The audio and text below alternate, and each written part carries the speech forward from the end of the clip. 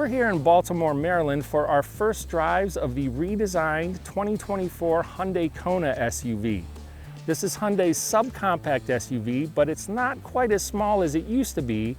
It grows almost 6 inches in overall length and 2 inches in wheelbase with the redesign. It also gets some striking futuristic styling touches, as well as some welcome new tech features. Let's check it out. Now, despite the Kona's upsized dimensions, the basic bobtail proportions carry over from the previous generation model, but we've got a number of futuristic styling touches that give it a slightly more aggressive look. Chief among those is this slim LED daytime running light bar in the front. This kind of puts me in the mind of a Cylon from the original Battlestar Galactica in a good way. Also a high-tech touch, active grille shutters here on the gasoline engine Konas that power up when additional engine cooling is needed and close again for better aerodynamic performance. And yes, this is just a daytime running light. The actual headlights themselves are nestled in this pod further down on the fender. And moving along the side, we've got 19-inch wheels. This is the top line limited model, which comes standard with 19s, as does the sporty N-line trim level. The Limited also has this dark finish, satin finish wheel cladding that gives the Kona a bit more of a rugged SUV look. The satin finish cladding also comes on the lesser gas engine Kona models, but the sporty N-line and the pure electric Kona electric model switch this to body color trim. Moving further down the side, we've got this sharp body side crease with a smooth curve beneath it. That's something we've seen on a number of Hyundais recently, including the current generation Elantra. That actually swoops up and picks up the curve of the trim on the C-pillar. And again, once we get out back, we can see that bobtail look of the previous generation Kona carried over with this new model. Moving to the back, again, we've got the slim, vaguely sinister looking full width supplemental taillight treatment. The actual taillights and turn signals are in these lower pods here. Another slick detail is the center high mounted stop lamp smoothly integrated into the spoiler. And we've got an available power liftgate and hands-free power liftgate to access the newly enlarged cargo area. The new Kona has noticeably more cargo space in back than its predecessor did. It's now on par with some of the bigger members of the subcompact SUV class, like the Kia Seltos or the Honda HR-V. According to Hyundai's measurements, there's 25.5 cubic feet of cargo space behind the rear seats, and that grows to 63.7 cubic feet with the rear seat backs folded. The Kona's gasoline engines carry over from the previous generation model. The base engine is a 2.0 liter four-cylinder that puts out 147 horsepower, but the top line Limited and the sporty N-line models get a turbocharged 1.6 liter four that puts out 190 horsepower, and this engine is now paired with a conventional 8-speed automatic instead of the previous 7-speed dual clutch automatic. The Kona's interior is nicely upgraded with the redesign. A key focal point feature is the dual 12.3-inch screens. That's a 12.3-inch digital gauge cluster and a 12.3-inch infotainment touchscreen integrated into one slick, seamless panel. The other nice thing about the Kona's interior is that Hyundai retained traditional physical buttons. We find these a lot easier to use when driving than touch-sensitive or touchscreen controls. And there's also a nice little storage shelf, complete with ambient lighting, even though you can't see it now, built into the passenger side of the dash. A lot of nice touches in the center console as well. There's a USB port that can be toggled between a data and charging connection and merely a charging connection at the touch of a button, a wireless charging pad on certain models. The top line Limited model has ventilated seats. That's one of my favorite features. The center console is very slick as well. It's got retractable cup holder rings so you can have the console open if you want more open storage space, and then just press a button, the cup holders retract, and you've got center cup holders. Interestingly, there's no forward partition or a completely enclosed partition to the center armrest bin, but you've got a separate storage tray and a decent amount of space here as well. Now the Hyundai Kona's rear seat space is much better than before, especially when you consider that I am 6'6". We have this front passenger seat set to be comfortable for a 6-foot front passenger, and the fact that I can snake my knees behind it at all is kind of a feat. I wouldn't want to be back here for a long trip, but for a crosstown jaunt, I would be just fine. And again, average size adults are going to be perfectly comfortable in these rear seats. And they wouldn't have been as comfortable in a previous generation Kona. We've also got a nice center console. At the back of the center console, dual USB charging ports and some air vents. The sporty Kona N-Line model is mechanically the same as the Limited, but it gets some more aggressive looking styling touches like a racier looking front and rear fascia, a pronounced spoiler on the liftgate, N-Line badges, and racier looking 19-inch wheels.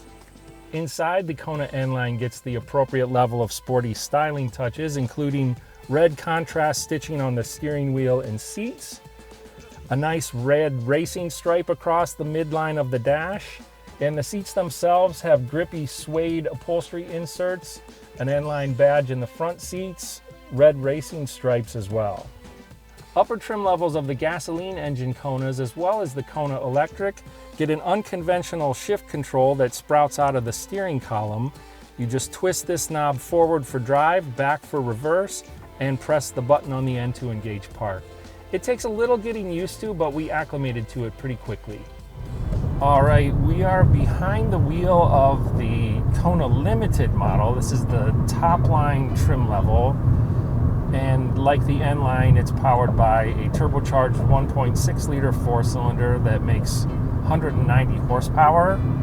And unlike the previous generation Kona, it's paired with an 8-speed traditional automatic transmission instead of the 7-speed dual clutch automatic that it had previously.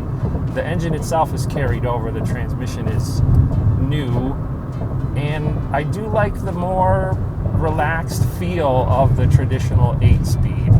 When you're driving a dual clutch automatic, there can be some herky-jerkiness every once in a while, and this 8-speed is a little more relaxed, a little more conventional feeling in everyday driving.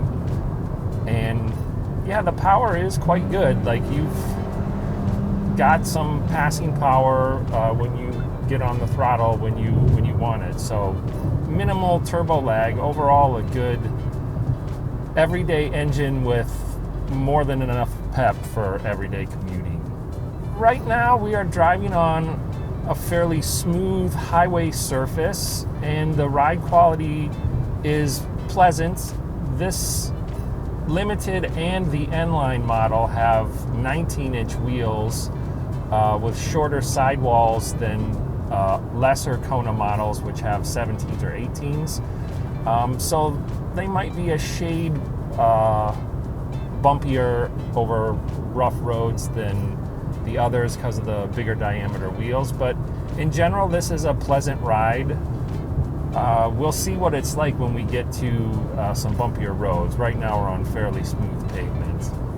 Overall road noise is pretty good. We're on fairly smooth, quiet pavements. I'm hearing a little bit of tire roar, but nothing objectionable.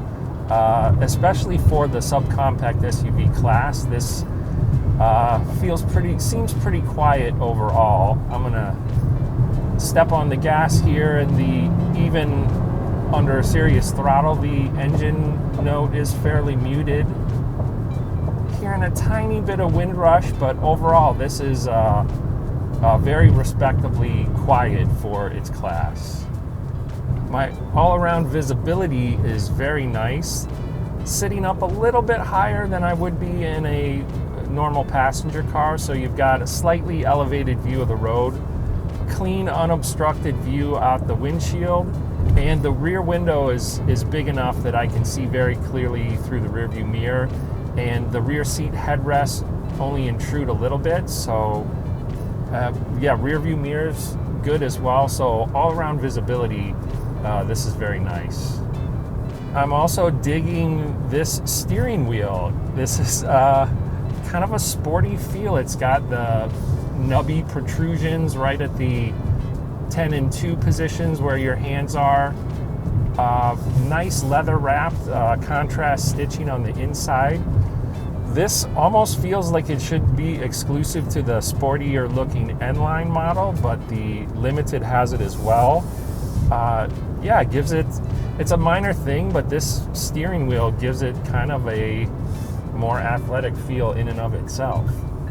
So I am 6'6", so I am a good stress test for passenger space in most any vehicle. And usually my first step getting into any vehicle to drive it is to put the driver's seat all the way down and all the way back, which I did in this as well. And I was a little pleasantly surprised to find that I actually had to put the driver's seat forward an inch or two to have my optimal, hand position on the steering wheel. So I think even an NBA player could drive this vehicle comfortably.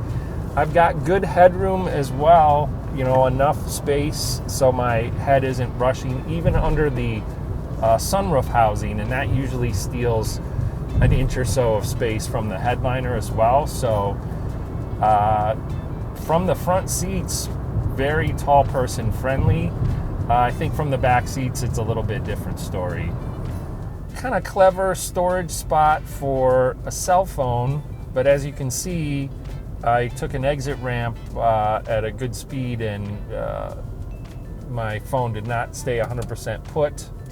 But it's a nice ledge here with kind of a rubberized rib to put your cell phone there. Because the regular cup holder area, the center console bin, there's really not a partition for the cell phone there. And yeah, from behind the wheel, I am doubly appreciating Hyundai's choice to stick with physical buttons for most of the Kona's controls. Got handy little toggle levers for fan speed and temperature setting on the climate control system. Also mode change for the climate control system. And speaking of climate, it is getting very hot here today, and the Kona, at least in the top limited trim level, comes with one of my favorite features, and that is ventilated front seats. I've got them on high right now, and another nice thing about them is some ventilated seats, when you've got them on the full setting, the fan is a little noisy, but I'm not hearing the fan on these at all, and they are keeping my backside cool for sure. These dual 12.3-inch display screens integrated into a single panel, very nice. The graphics are clear and easy to read, and we're in some kind of dappled morning sunlight, and they are not washing out in the light that we're driving in now. Now, the gasoline engine Konas are starting to arrive in Hyundai dealerships now, with the all-electric Kona electric models slated to follow by the end of the year. Now, given the upsized dimensions and the new tech features, it's not too surprising that the new Kona costs more than its predecessor. Base prices go up around $1,500 to $2,800 depending on trim level. The basic SE model starts at around $24,500, while the top line limited trim starts out at just under $33,000. To read my full review of the redesigned 2024 Hyundai Kona, head on over to Cars.com. And if you want to see more of this content, be sure to like, subscribe, and turn on notifications.